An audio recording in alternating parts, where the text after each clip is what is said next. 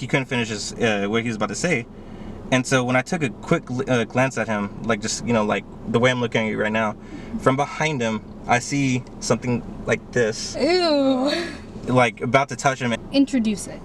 Introduce the Owlman? Yeah. Okay.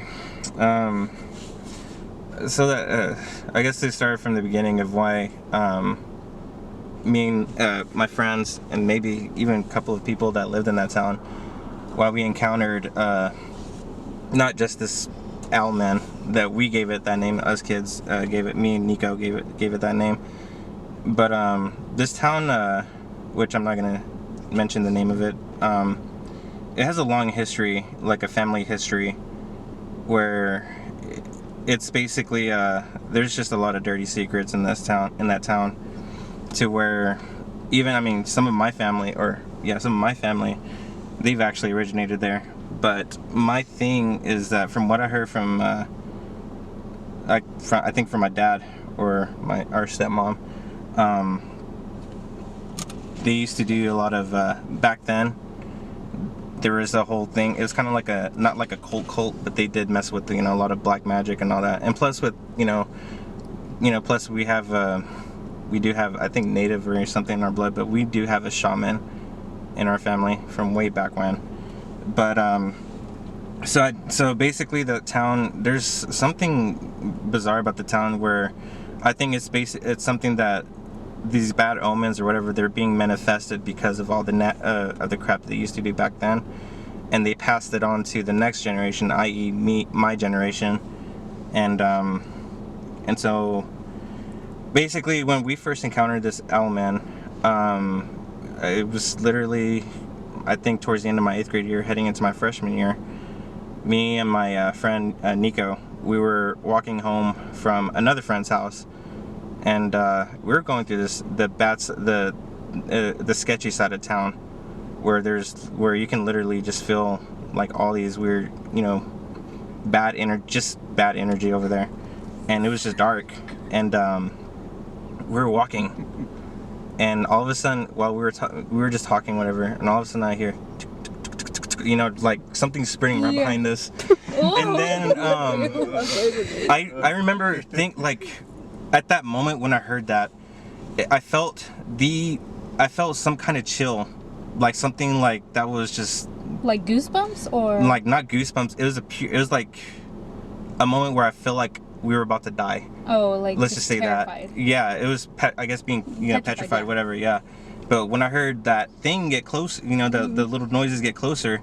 But at that split second, my friend said, "What?" But he couldn't finish his what he was about to say.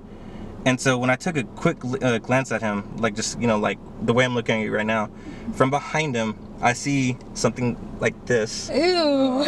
Like about to touch him, and I thought it was just in my head, but at that split moment, he felt it. Oh. And we both started running. So you saw it, but he felt it? He felt it. I saw a little glimpse of it. But he didn't see anything. He didn't see anything, but he heard it. He felt something too at that moment, and we started running. And the crazy thing with my friend Nico is that he does cross country. He's a very, very fast runner. And me, I wasn't I wasn't athletic at the time, but I was literally at his speed that night. And so we kept running. The adrenaline? The adrenaline, yeah. We kept running, and then what felt like forever, but I think we ran about a half mile or whole mile, whatever. And we went straight to one of the convenience stores that was open, because one of my cousins was working that night. And so we were just terrified, and she was just looking like, we ran in there just drenched in sweat, and then we slammed the door shut behind us, and then she was like, "What the hell's going on?" We told her what happened, and then with her, she was like, what really messed me up is whenever we told her what happened, she literally said this, "So you saw it too?" Oh. No, yeah. And I was just like, man, and that was the first time I had some kind of encounter with that town, And he took a quick little glimpse while we were running, and then he said that the head just looked abnormally huge, like it wasn't like a human's head. And then he didn't know for sure if the person was he didn't know for sure if he had his arms extended out like a T-posing while running, or if it was just wings or something like that. And so that's when we gave it a name, the Owlman. Yes. And this is where again we were crazy kids, dude. Yeah, so that's how we gave it the name Owlman. But again, we were crazy kids. Me, him, and our friend Stefan. We decided to dedicate our weekend nights, starting on Friday nights, to go on patrols at night to find this dude, or to see if we can find anything else. And yeah, again, I mean, we never, when we patrolled, all three of us, we never came across that thing. But however, we did see other things at night that that guaranteed that the town, there was something weird with the town. Yeah. For example, over there, we had an open field back behind our high school, and it was just an open grass field, and it used to be like the football field before they built another one. And I can't remember what time it was, but again, it's the side of town where there was no street lights or nothing. But you can, if you actually paid close attention, you can actually see like little specks just like floating around, but they weren't bugs. And were they orbs? Yeah, they were orbs. And if you actually listen closely, what we did is that we didn't look directly at it. We kind of looked away from it. In some cases, we even closed our eyes, believe it or not. But you can actually hear the faintest conversation, like people were actually talking in the field. Yeah. Yeah. Ooh. So, but yeah, we found that. And going back to Owlman, the second encounter we had with them, I wasn't there, but a lot of my other friends were there when they encountered it. And I think this is the most interesting encounter with them, because it happened my sophomore year, that Halloween. When did the first one happen? It was with me and Nico getting chased by it. Freshman year? Yeah, Okay. yeah, heading into my freshman year. Okay. Yeah. Good. But this was my sophomore year, and this is the only, I think, I think that was the last encounter I've ever heard about of him. But so there was a Halloween party that night, and we had this club in the town called Sam's Club, and it was basically like half of it was the bar, and the other half was the dance room. Yes. And so basically, you know, it was open for family or anybody basically, but of course the kids can go on the bar side, you know. But and so that was taking place on Halloween night. My mom, of course, she was kind of a party monster at the time. She went, and I didn't go because at the time I was dating somebody, so I didn't want to, like, I was being extremely reclusive, you know, from other, you know, a lot of people.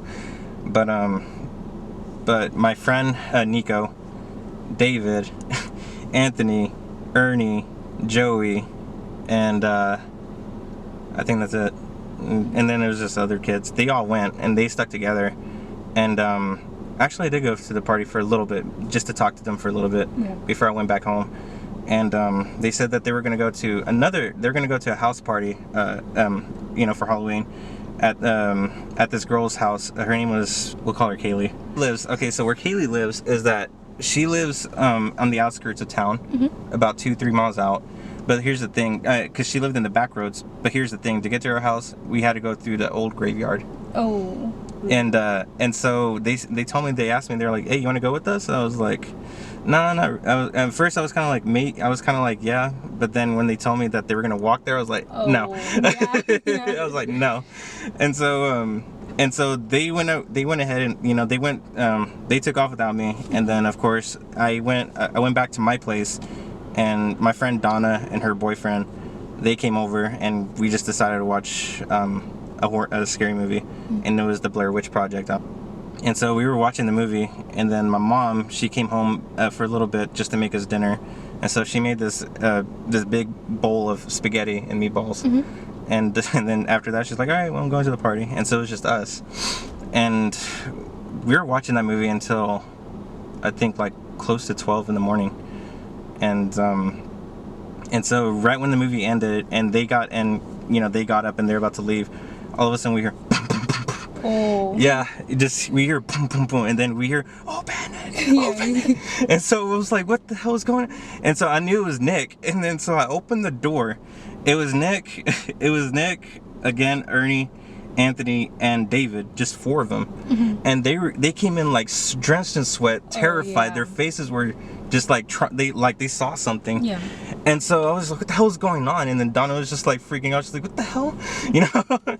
And so they came in and they were just so terrified, and they wouldn't tell me exactly what happened because they were so out of energy and just, you know.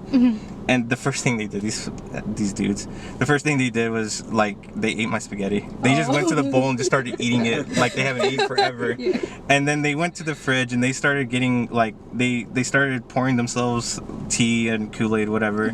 And they wouldn't tell me nothing. And I was just so confused, like, what the hell's going on, bro? You know, y'all raiding my stuff. I didn't even get to touch the spaghetti. And so finally, they said, dude, there was something out there in the graveyard and it chased us.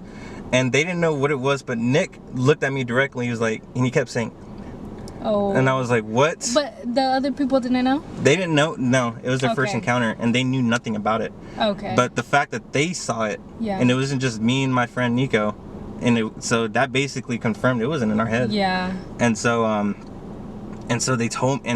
they were like, yeah, something happened at the graveyard, because what they said is that when they were walking up to the house, again, she lives past the graveyard, they heard while they were walking past the graveyard, they thought they heard a couple of kids singing in the graveyard. Ew. And they just kept walking because they were like, oh, it's probably some of the kids, you know, some of the kids at that party messing with them, whatever. Yeah. So they kept walking past them, and some of them even, I think David or Anthony were taunting. They were like, ah, la la la la, you know. Oh, yeah. Oh. and so they were taunting them because they thought it was just people messing with them. So they went to the party. And then once the party died out, they decided to walk back. That's when things started to happen. Because when they walked back,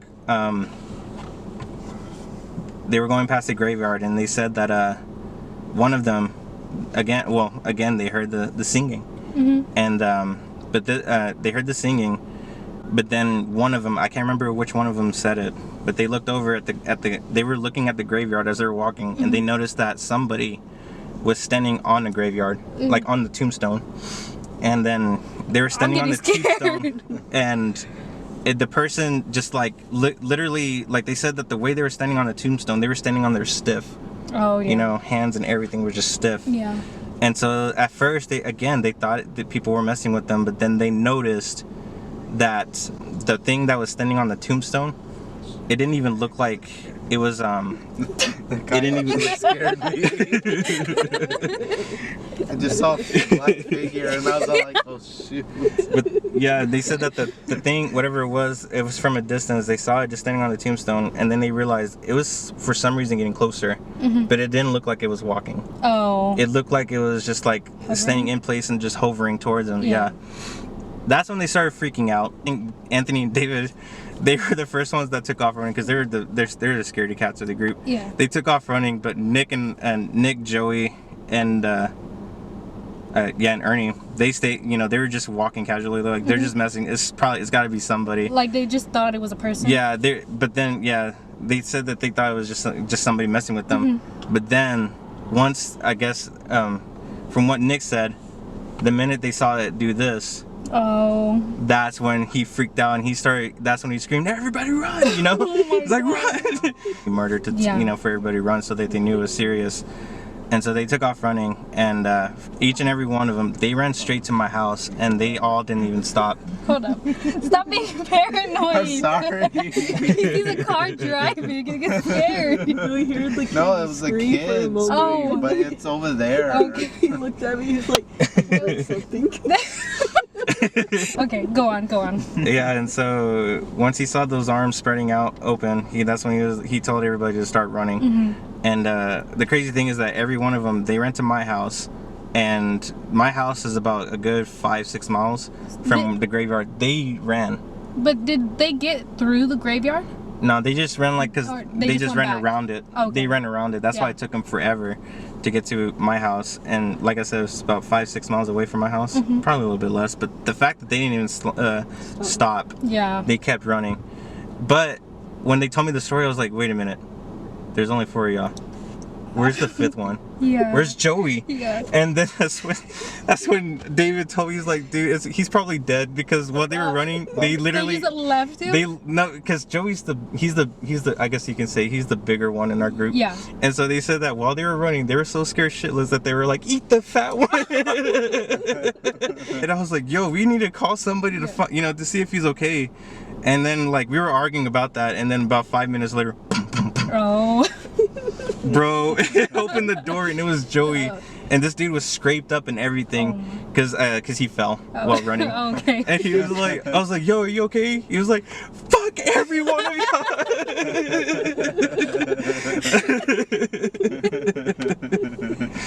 Oh man, it was crazy. I felt so bad for the dude. Oh man, but yeah, that's the last time I've heard anything about this Al man. Mm-hmm. The fact that they counted that he was alive, so. Oh. Bro, man. And none of y'all wanted to go back and check? The Or crazy. were y'all just too scared? No, the thing is, we still patrolled even after that, Oh. but we never went over the graveyard. Oh. But yeah, it was the last time I heard of anything about the Owl Man. Have you tried to like look it up and stuff to see? I've looked at, because we do have a library at the, in that town, and they do have they Records. they do have records of the town and everything, but there's nothing that gives you any kind of hint about what happened, in the town back then. Mm-hmm. Even back in my dad's days, because even my dad, or our dad, he even had a lot of stories to talk about too whenever he was a kid in that school. Yeah. And he said that I don't want to say the family's name, but there's a family there that is notorious for they have a bad reputation in general. Yeah. And in fact, one of my bullies was a kid of that family. Mm-hmm. And but whenever he was in school, there was one particular member of that family. She was a witch. Mm-hmm. And she was actually messing with black magic or dark magic, I guess. Mm-hmm. And her house, where she lived at the old baseball field. And where the baseball field is at is it's just creepy, because it's like it's kind of like on the outskirts. Mm-hmm. But there's the field, and then behind it is just nothing but trees and bushes and everything. Yeah. And then, however, there's a single house on the side of it, just one house. She used to live there. And my dad lived kind of nearby it. He lived in front of the baseball field, kind of right here. Yeah. And here's the baseball field, and then that house where the witch was at was right here. Oh, so like a cross. Yeah. And he said that even at night, you can just hear her chanting loud in that house, just screaming and just chanting, saying things that are not even, not Spanish, not English, nothing like that. Mm-hmm. And but yeah, I do personally believe that she died a long time ago, but however, I do feel that whatever she was doing, It's still there. it's still there. Mm-hmm. Yeah, because every time that we patrolled on that side of town, there was always some, you don't see it, sometimes you don't see it, sometimes you don't hear it, but you can feel this horrible energy. Yeah. You just feel like there's no happiness, it's just dark. Yeah. Did y'all patrol out of curiosity or just for the fun of it? Or for both. Oh.